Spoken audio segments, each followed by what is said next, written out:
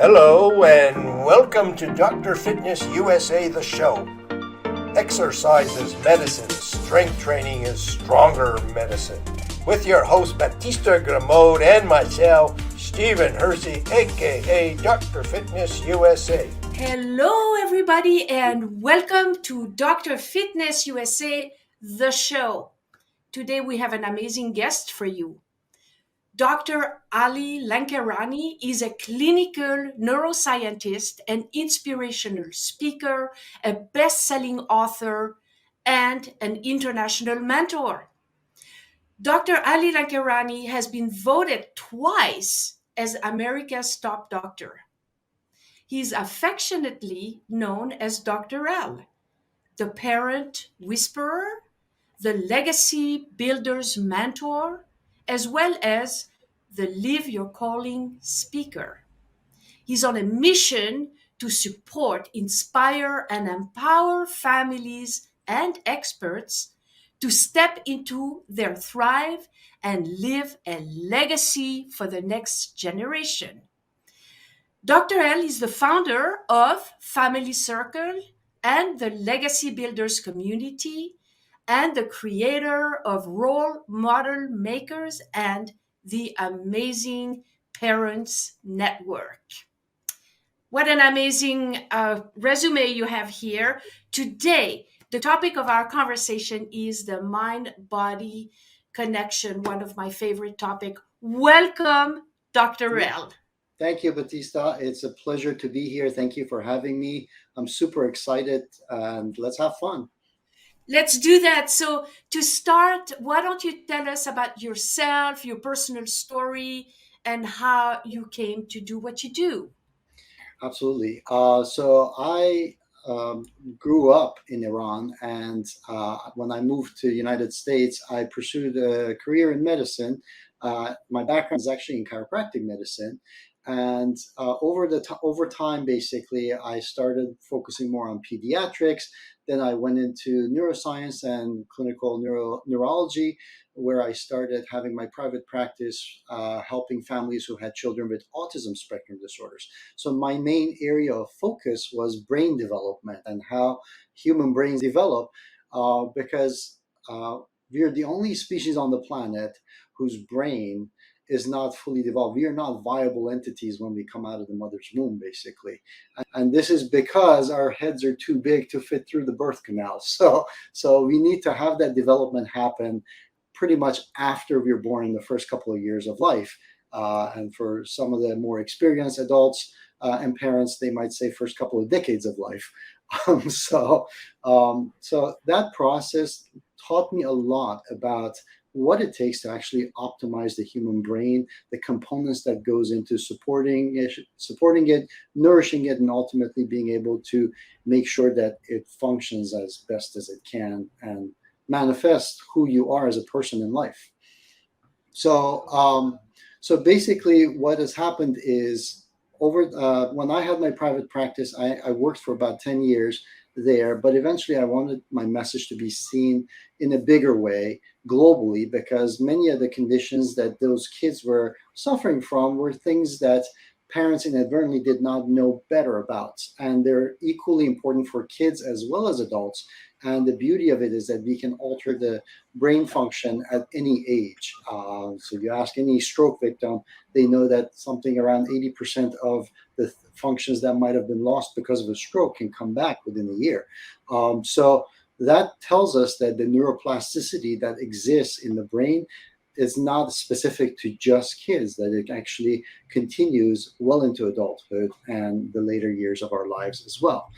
So I wanted to make sure that families knew this, not only to optimize their kids' lives, but also to optimize their own potential and be best role models for their families as well.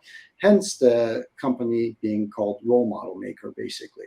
Now, in all of this, naturally, I implemented what I learned from neurology, and our universe somehow has this amazing way of kind of replicating itself, right? So we have the atoms, then we have the solar system, then we have the galaxies, and they all seem to be very similar in the way they're formed, right?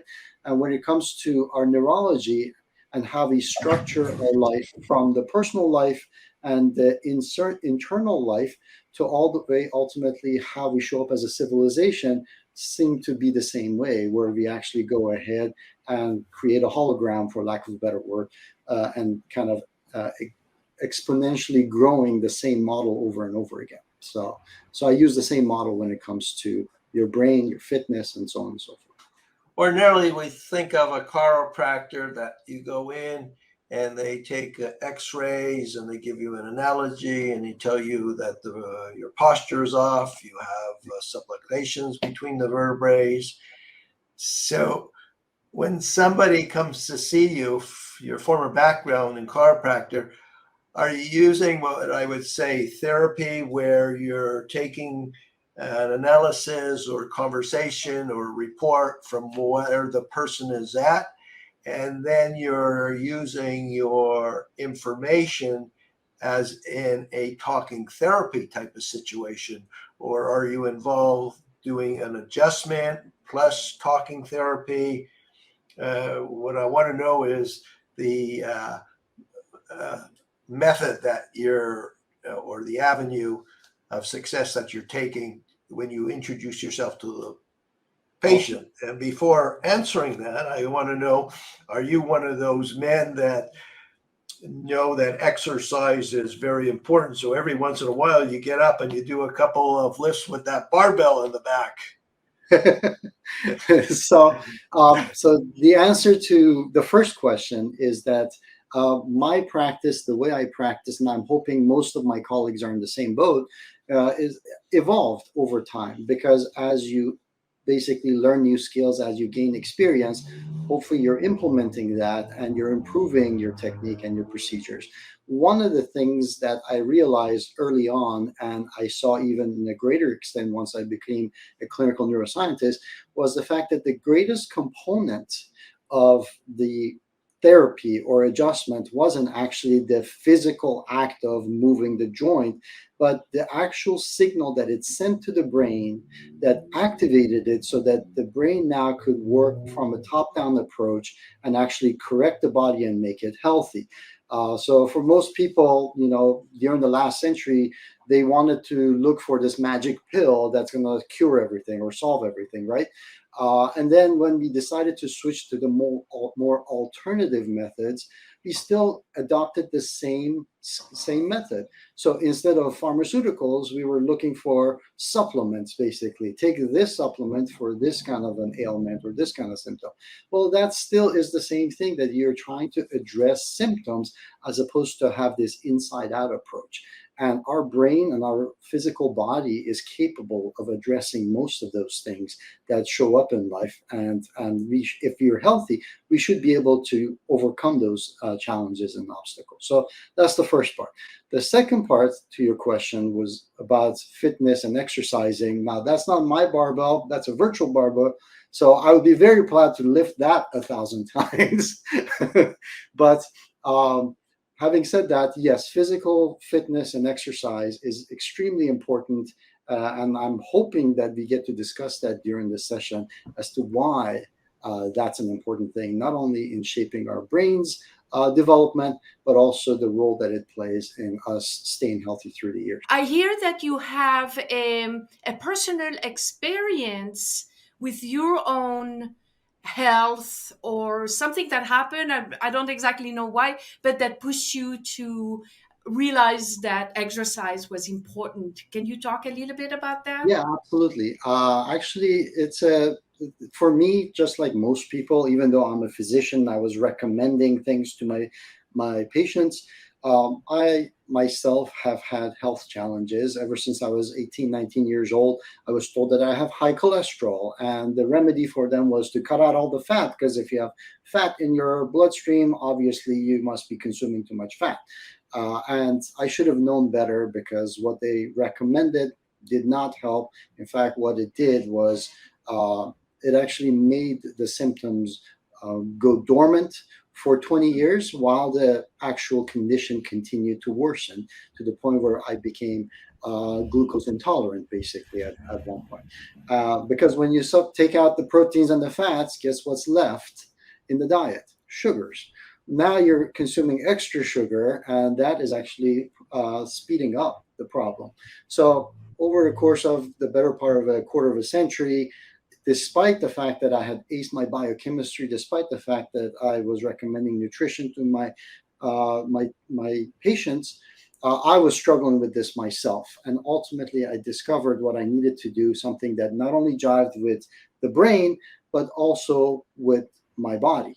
Now, here's the thing with the biochemistry of the body. I addressed the nutritional component of it, but just like we talk about it with the children, the brain doesn't just need the nourishment. There are 4 different components to the brain. Now, 4 components necessary for its support.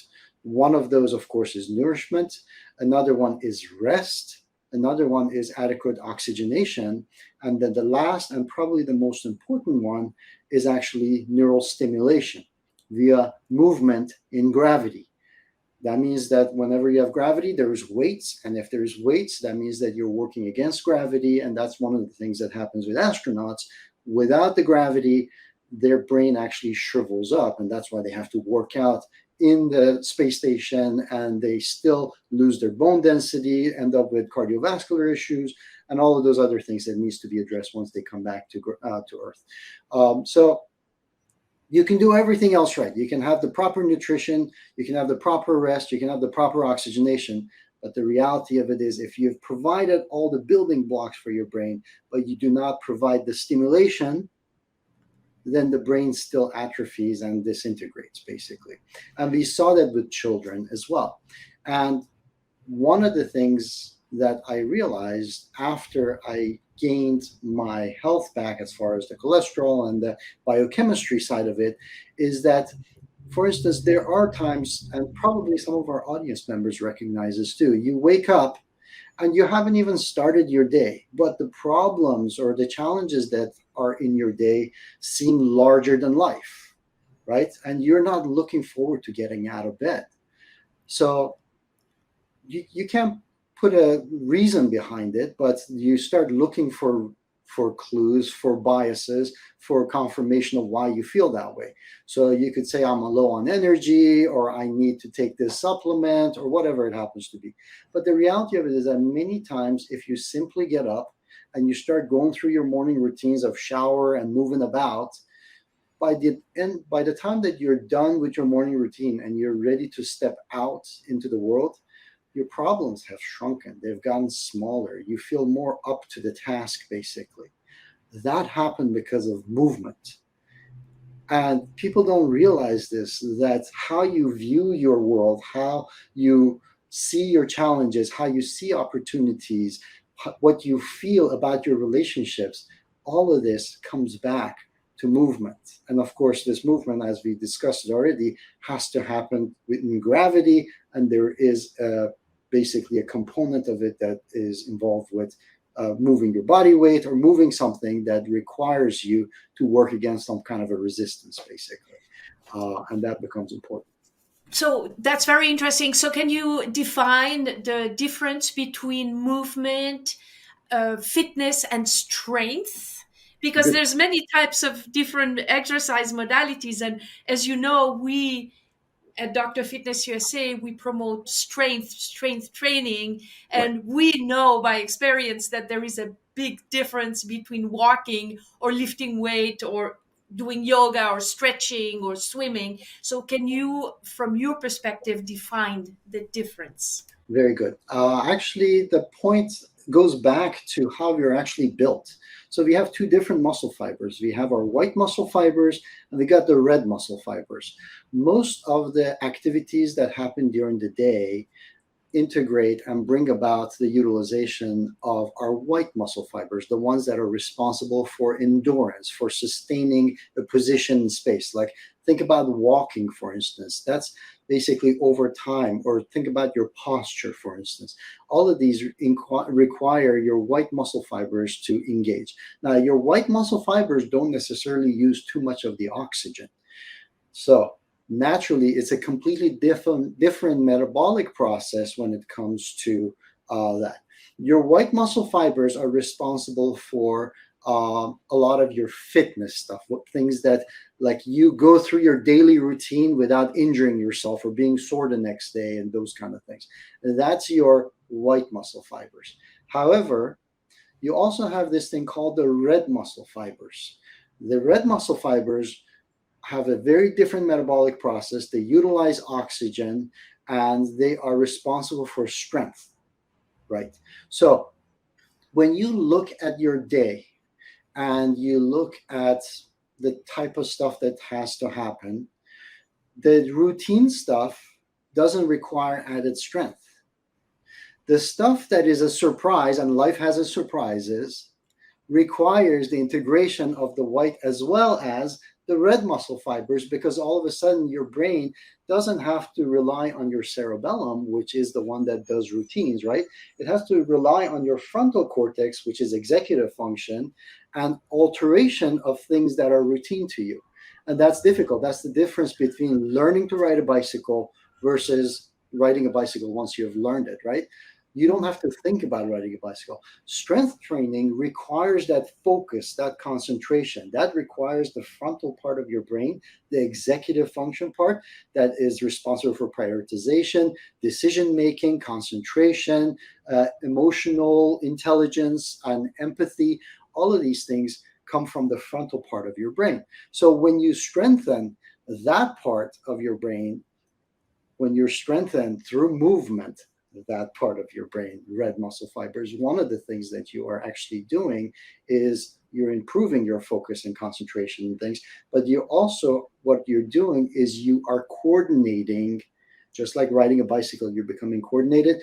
You are teaching your brain to get coordinated at utilizing the muscle fibers simultaneously and in a synchronized fashion.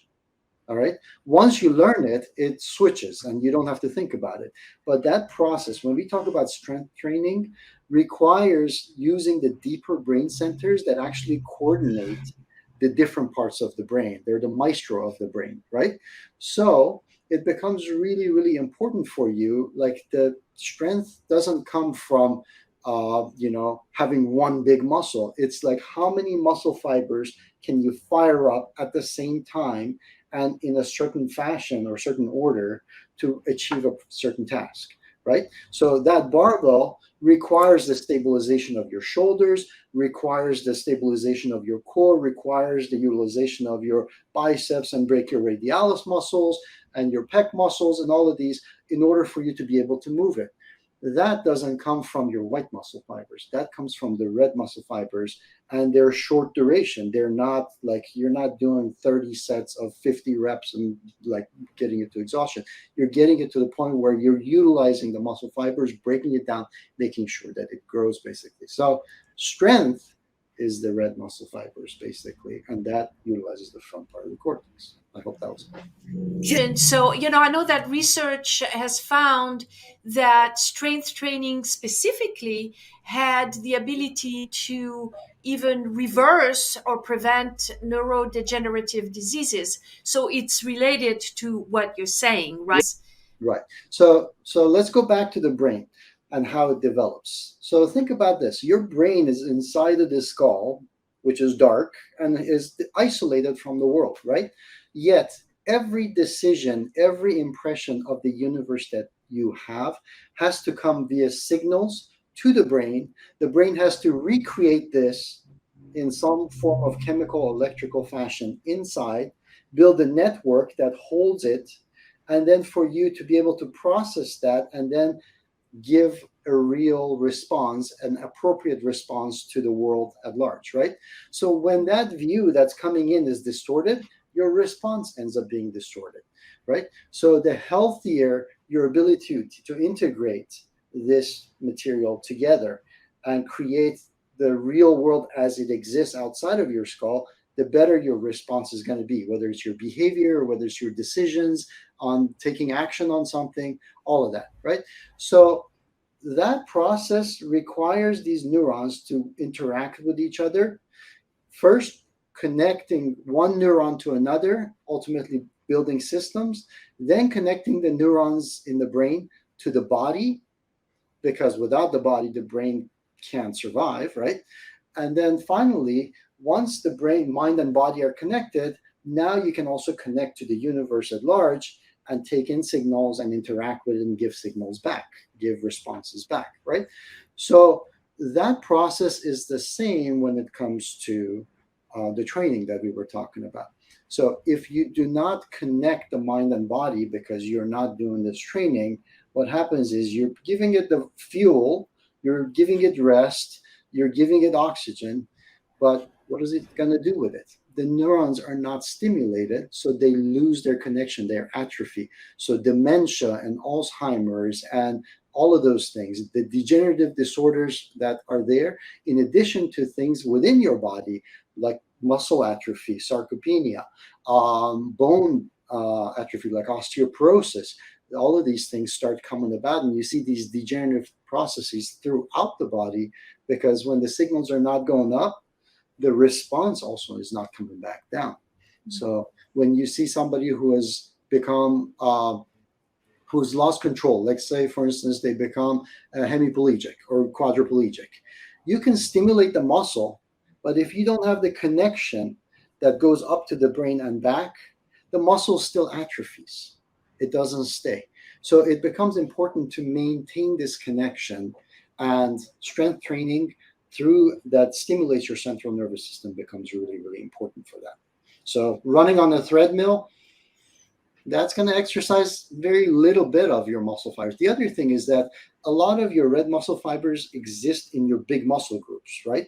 So your big muscle groups are also responsible for pumping fluids through the system, whether it's your blood, whether it's your lymphatic system, which is part of your immune stuff exists there, or whether it is your glands, like your digestive system, your hormones, those things also get activated. You create something called a growth hormone when you stimulate these muscles. That growth hormone is actually affecting deeper parts of your brain that are adjust to your autonomic nervous system. So your blood pressure, your pulse, all of these things that ultimately determine your longevity and your ability to recreate cells and heal yourself. So as far as your what is the word called for keeping your youth? The word escapes me. Anti-aging. Yeah, anti-aging. Anti-aging. All of Uh-huh. those things become important. Mhm. Also, your DNA, the telomeres at the end of your DNA, all of these are responsible for cellular metabolism and regeneration. These things are all getting affected through that kind of exercise. So, at a cellular level, you're changing your structure so that it is more optimal for survival, more resilient, and longer lasting. So you're the parents whisperer. Do you at what age would you recommend a child or a teenager to start engaging in strength training? So that's a good question because I have kids and I wanted to know what's the right age for it. Now, when you look at it, um, younger humans basically their bones are still forming, right? So Mhm. if you put too much pressure on the long bones, it can seal the epiphyseal plates, which is the growth plates. So you want to make sure that you find the right time for it. So usually the right time for it happens to be right around adolescence turning into teenage years, basically, when the hormones of the child are starting to kick in, and when you start seeing uh, the development of the person into adulthood, young adults, basically, that's usually a great time to start. Naturally, with everything, you start out light, but then you build on it. And children, kids, they advance really quickly. So for them, the bigger concern is making sure they get adequate rest and they don't push themselves too hard because at that age, they don't feel fatigue. Their muscles and tissues are metabolically extremely active. So they will go beyond the point of fatigue and create damage before they recognize it. So burnout is a bigger issue for them than it is for adults. Basically, for us, when we get tired, that's it. We can't do anymore. But for them, they don't feel that tiredness, so they'll continue and push right through it. And amazingly enough, you can make huge gains. But ultimately, our goal is not for them to be strength training for only the first 10 years into their adult life. We want to make sure that this is a lifelong habit that they're building. So we want to make sure that this is something that's sustainable for another 30, 40, 50 years for them. So gauging it at the beginning and making sure you don't go beyond that point is important. Beautiful. Caution. One of the things that we take concerns about with personal training as opposed to the body design formula system is that when we're working with young adults and they've experienced their friends or their trainers, they're doing an exercise and we're teaching them not to do things that are uncomfortable, to learn how to pace themselves, to stay in a moderate range so they can include other modalities or things in their life as a 360-degree rounded person, yet the trainer sees that the person is ergonomically not comfortable, or they're telling the person that we can see when somebody's coming to the end of their effort and the trainer is saying, come on, let's do more, come on, 5 more, 6 more, 7 more. And I have to lecture, not the trainer, but the student, that I don't want to ever see that happening. So, Dr. L, what tips or secrets can you tell us to overcome these challenges that appear in your practice? So as far as the challenges, one of the main things when it comes is a little bit of knowledge could be dangerous.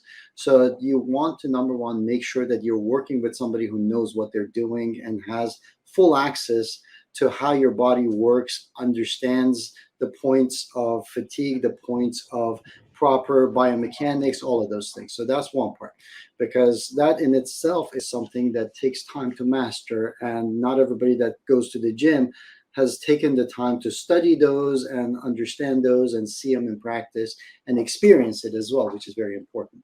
That's number one. Number two is that you also need to have regiments and schedules and build it into your lifestyle. Because if it doesn't become a habit and you don't do it regularly, then sooner or later you fall off of it. And when you fall off of it, getting back on it becomes difficult, because before you can go ahead and start seeing results, many of these people often suffer burnout. And the burnout is not happening because they're pushing themselves too hard. The burnout is happening because they've put in the effort at one point, but now they're not seeing the results because they lost the results, and now they're trying to gain back the results that they had already put the effort in. So it becomes really important for that consistency and the habit to be there. And the best way to do that is to find support. And this is the same way that the brain works. A lot of times when we were in clinic and there's this part of the brain that didn't work, the best way to make sure that it is up to the task and activates itself and gets stimulated is to actually take the surrounding areas of that part of the brain and stimulate those. So when you have somebody encouraging you, when you have somebody who's saying, hey, I'll see you tomorrow at 7, this is all part of that activation, part of that support that is going to help you make sure that you build the habit, make sure that you do things right, make sure that you have the consistency of delivering, basically. So those are the big parts. The support and accountability is usually the biggest thing that I see as a challenge for people, because I'm not interested in somebody saying, hey, you know what, I want to have this kind of muscles and I want to get ripped in 6 months. Because in 6 months, fine, let's say you achieve that goal. If you don't have the habit, you're going to lose it again over the next 10 years, 20 years. So it's much more important for you to build that habit and keep it for 25, 30, 40 years, basically. And that comes with support and accountability. So I hear you have a free gift for our audience. Yes. So oftentimes I talk about how the brain works, and I talk about those 4 things that I mentioned. So the gift that we have is how to remove brain fog, basically. And this is something that is very prevalent in modern day people, because we have become a sedentary civilization. We are born into cribs, and from cribs to the car seats, and from the car seats to the strollers, and from the strollers to the bassinets at home, and it just doesn't stop. And then from there to the seats behind the computer. So we want to make sure that you understand and prioritize the things that are required for your brain to function optimally. Because without supporting your brain, the brain can't support you in achieving what your mission and your passions are in life. So that's basically the gift. It's called Keys to Removing Brain Fog. Beautiful. I'm sure everybody will very much appreciate that. So how can people learn more about you? Where should they go to find you? We have a myriad of events that are done globally year-round, but probably the best place to get the heads up and the notifications for this is our Facebook group called rolemodelmaker.com. That's the easiest place to find out. Of course, you can find out more about me via LinkedIn as well, but Facebook Role Model Maker is the best place to be at. Is there anything that I didn't ask you that you would like to talk about? So I always end with this, that do not underestimate your power, the power of your choices, right? So optimize your brain and you can optimize humanity's potential.